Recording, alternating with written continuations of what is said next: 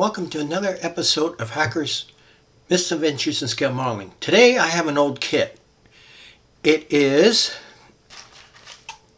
the Nitto Kagaku model company, and this is the 32nd scale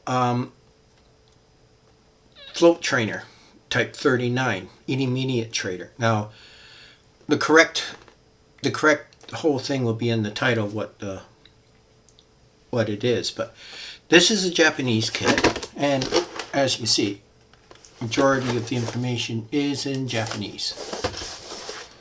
It says here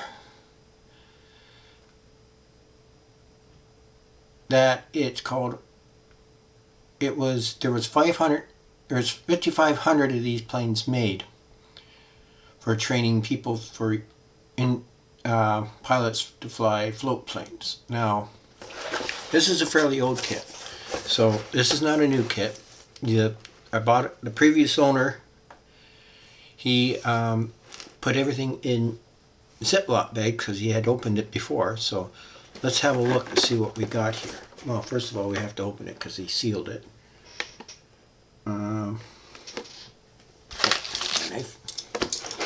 He sealed it so when he shipped it, so I haven't had a chance to open this.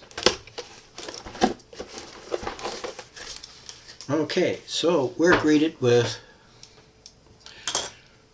a Decals sheet. And as you can tell, it's fairly yellow.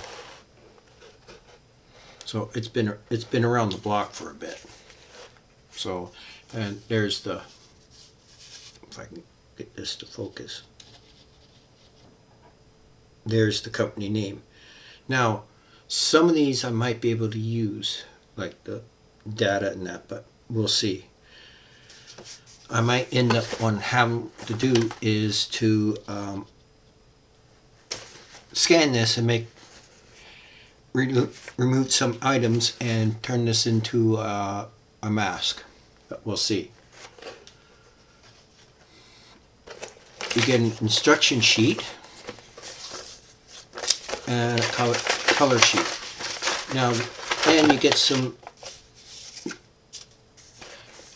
stainless steel wire for the bracing on the struts. Okay, so let's put that aside. And you see it's molded in that yellow, because this was what's the date on this stupid thing? Does it give me a date on the box? I wonder.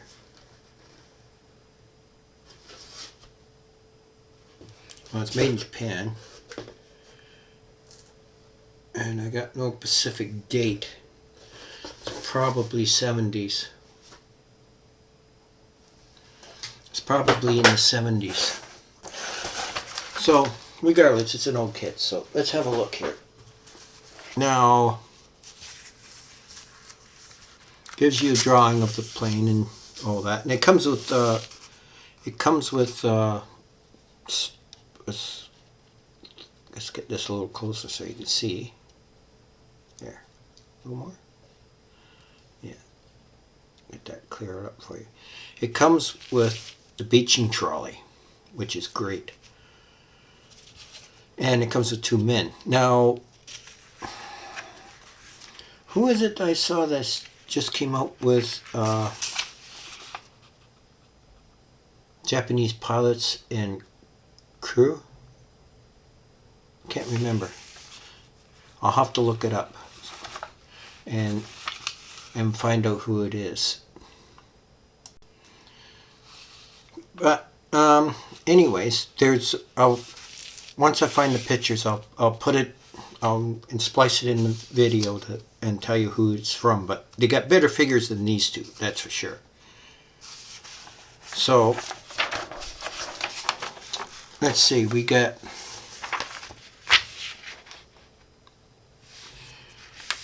some data on the plane itself and a couple of pictures. Then we get the parts call out. Now, this is an interesting because this kit comes in two flavors. It comes as a float plane version and a land-based version. Now, other people who's molded this kit, same kit in under their brand, has not put in the float version. They have taken these floats out. Now, as you can see here, if I get my eyes to adjust, you have, where are they here? I just saw them.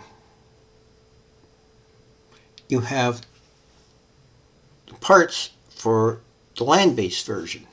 Now you got that part, and I believe you also get the axle, which I believe is this part here. We'll find it on the sprue when we, there it is right there. There's the axle. So you really do have a choice of who you want to, which version you want to be built. Now I'm going to build the float version because I have a scheme that I found that I really like, and I'm going to slip it into the video for you to see. But there's the men too. You get 2 pilots and 2 ground crew. But I think I can do better. Okay, so this one here is typical of the time period. The cockpit's very simple. The engine, I think you can make do with the engine. I'll have to check it when I get hold of sprues, but I think you can make do with the engine. The seats, I think the seats need work. I might go with the rudder pedal and the joystick, but I've seen this kit built, other boxings of this kit built, and they built the interior. You see here, for interior, you get it molded in the side, and you put your parts and your floor in there, and then you put your instrument panel in. Now it gives you instrument panels. I believe they give you the instrument decals on the sheet, but they can't be used. Now AirScale has Japanese instruments, so that should not be a problem to replace that. And you actually get actual throttles on the side, which is good. And if you're going to do like I'm going to do and scratch build the interior, you're going to need those parts. There's somebody that makes interior parts too, like throttles and the wheels and stuff, like trim wheels and stuff like that. So I'll have to look it up and see who it is, but I'll have to add that in the box for when I build it. You put together the lower wings and the top wings, which comes in a couple pieces. Now this is what makes it, this is odd. Normally you put this piece on the fuselage, then the upper wing, but they got you doing it the other way around. But for purposes of painting, I wouldn't recommend doing it that way. You got putting the lower wings on the fuselage. The horizontal stabilizers in one piece, but the vertical stabilizers in 2 pieces with the rudder, which you can adjust. Now, whether you can cut that out or not, I'm not too sure.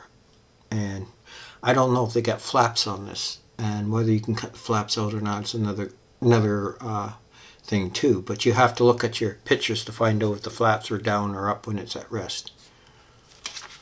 So we'll figure that one out when we build it. We got construction of the pilot and the ground crew, and it shows you colors for that. Now the picture actually looks better than the pilot is.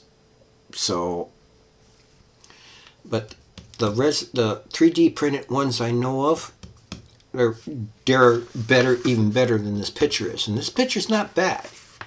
It's not a bad drawing.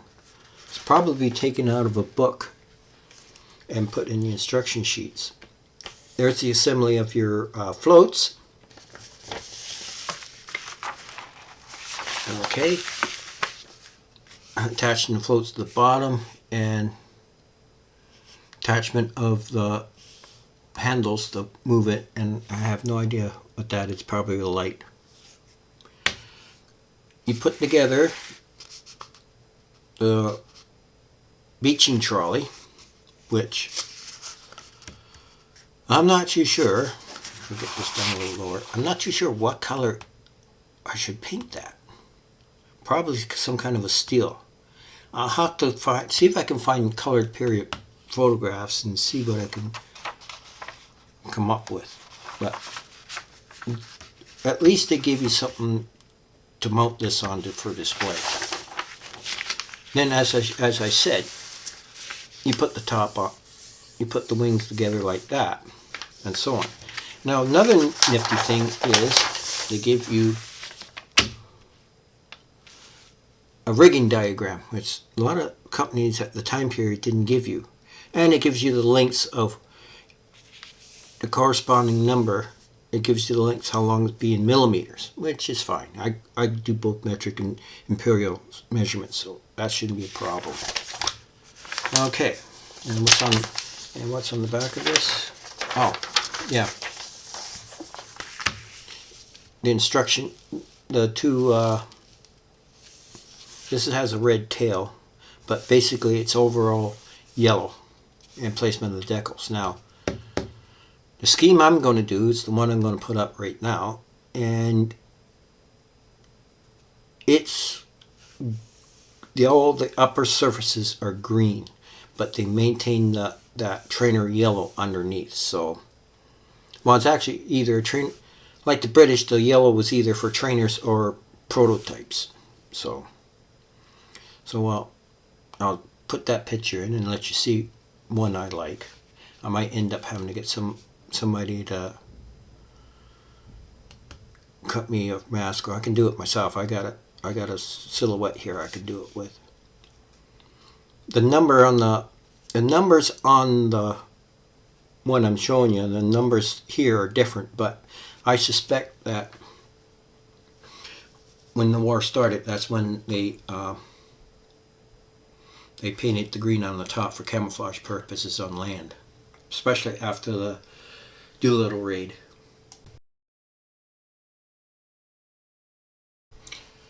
Okay, so let's go on to the plastic kit.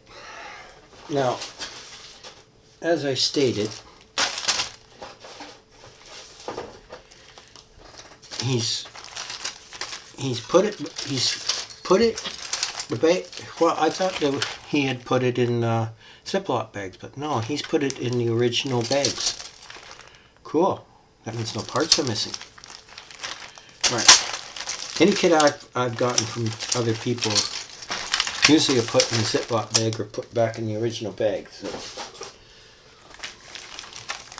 So let's see what we got here.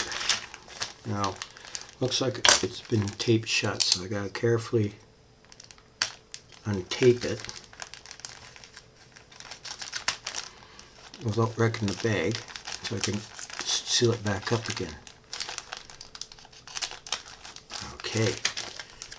Yeah, he has opened this before to have a look at it because there's staples on it. Okay, there we go. So let's pull these parts out. See, this is why you keep things in a bag, because you never know when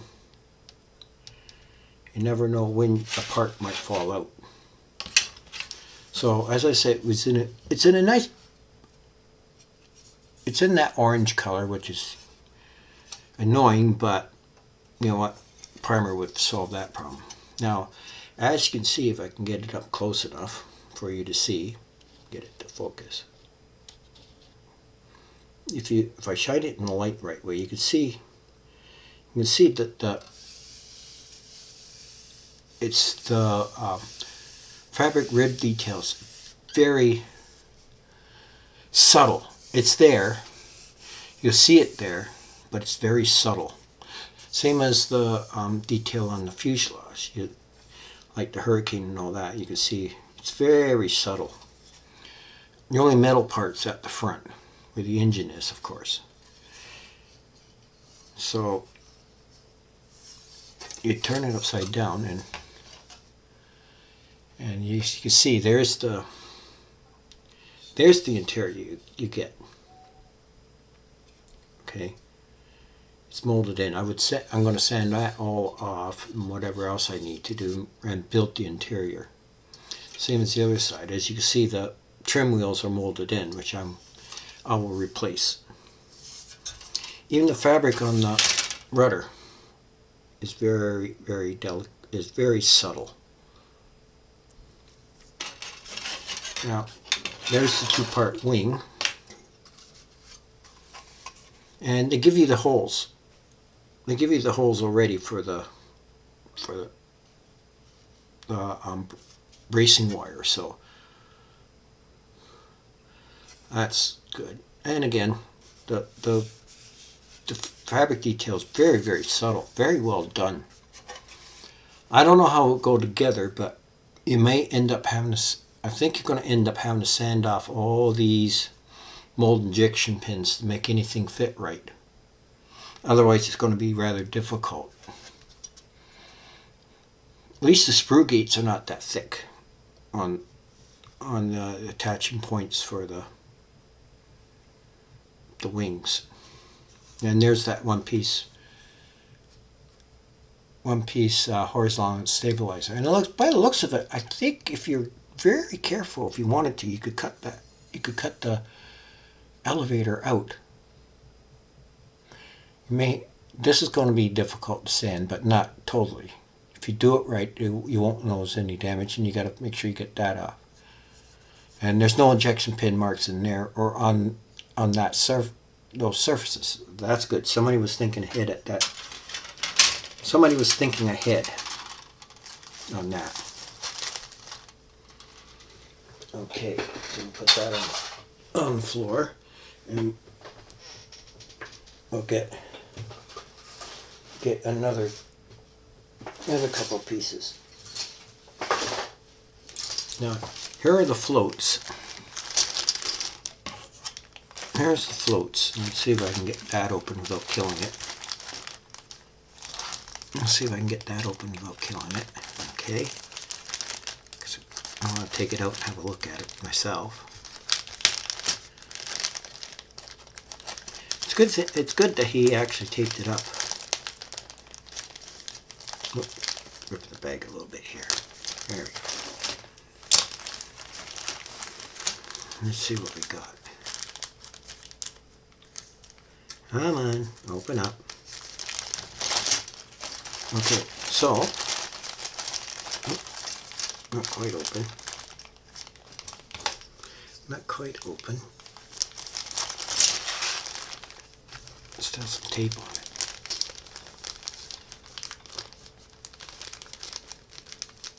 There. Careful.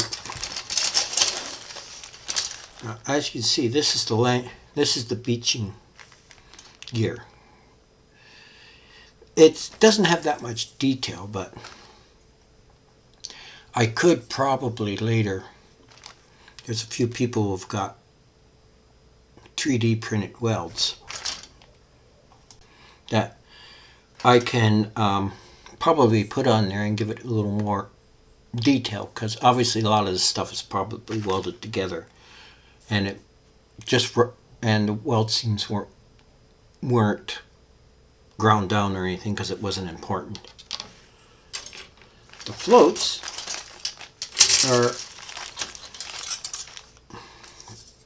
they come in two pieces. Both the floats are a 3-piece affair. Now, from what the instruction says, you put the floats together and then you put this on top like that, and that's how that goes together. Very wide floats, and you know, you get the other part that goes in between, and there's another rudder. So there must be two rudders for this, one bigger than the other. I have to check the instructions. But I'm pretty sure there was another rudder. Yeah, there is. Yes, there is. There's two rudders. There's this one. So what's the difference? Ah, that's the difference. They're shaped different.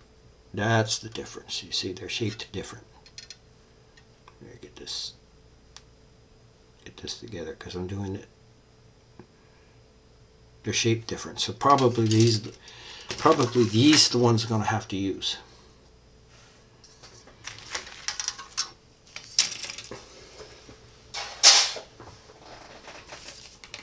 So now these pieces for a minute.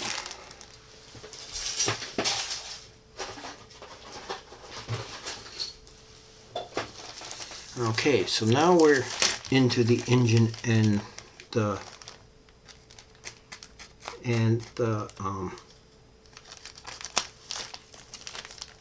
men that comes in the kit.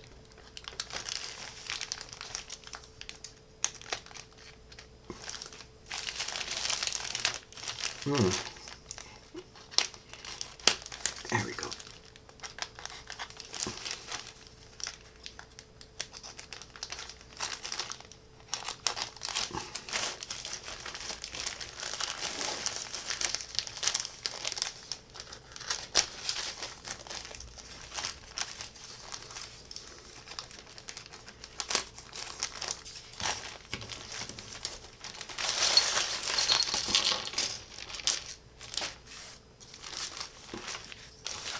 Okay, so there's the men. It's not bad detail, really. Let's get it close enough and get it in focus so you can see it. See there. See, the fabric detail on that's not bad. Neither are the faces. Not. Same with the pilots. The only thing is I wouldn't put the pilots in. I would probably get one of the pilots that I saw that are standing up with his arms folded in front of him, and have him standing in front of the plane with another pilot that is also standing but in a different pose. So I would get that one. Now,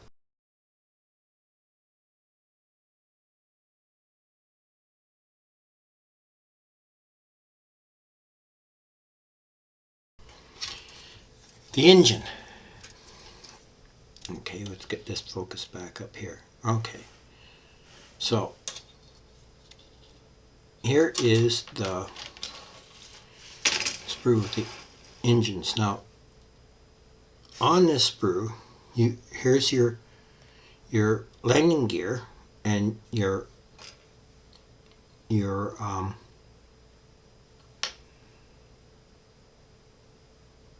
axle. Sorry, couldn't think of the name for a minute. And there's parts of the wheels. Now, I am sure that there is supposed to be some rubber wheels with this somewhere.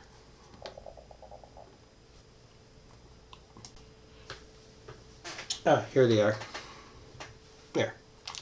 Here's the rubber wheels, and they go on sort of like that. So on the side, they sandwich in between, like that.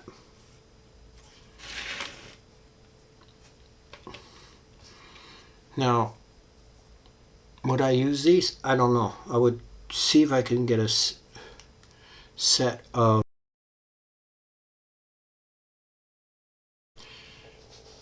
Sorry about that. My battery ran out of juice. I gotta get some spares or figure out how to get a new camera or something. Anyways, let's go back to examining the engine. Now we're done with the wheels. Well, there's the There's the floorboards for inside the cockpit. Now, whether it was a solid floor or not, I have to do some research. But I'm pretty sure. Now, the engines, there's the engines. Now, the cylinders don't look bad. If I can get a close-up here for you. Get it sorted out. The cylinders don't look bad. I think we can use this because you have a I'm pretty sure there's a cover that goes over top of the engine too. So, and you got some various bits and bobs here that you got to put on. There's your rudder pedals. Whether they're accurate or not, I'm not sure. Again, I have to get the book. There is a book on this plane.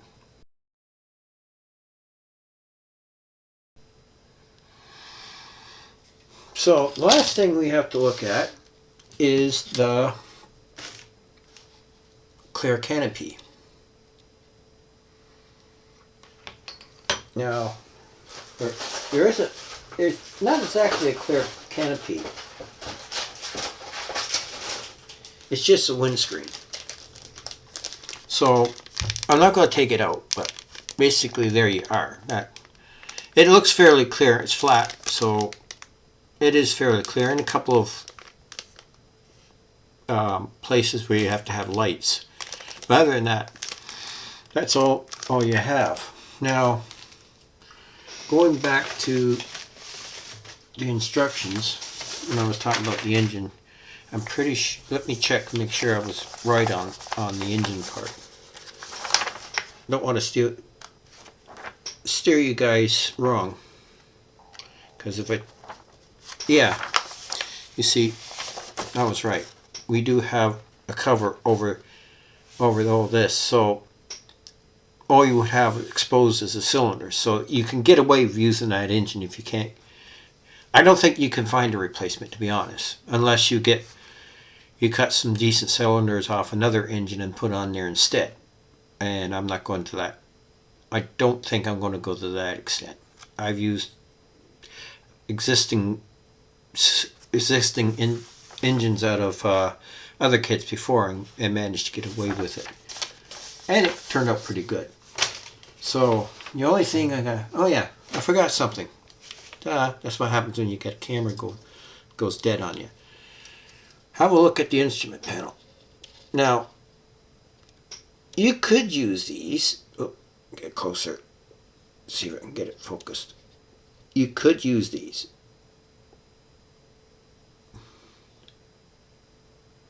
Or you could see if you can get something, or make another one on your own. There is bezels out there you can get. So, I don't know. And it's strictly up to you, and it's strictly up to me, because I don't know when. Oh, there's the part that goes over the engine. See, this is what happens when you got loose parts, you see. There's the exhaust. But you have to drill.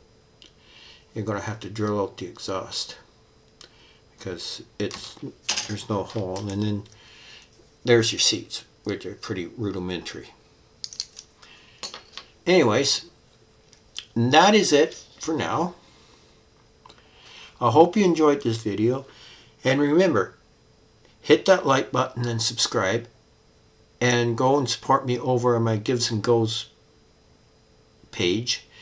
And you have a nice day, and remember, every build's an adventure, so go make it awesome, and you have a nice day.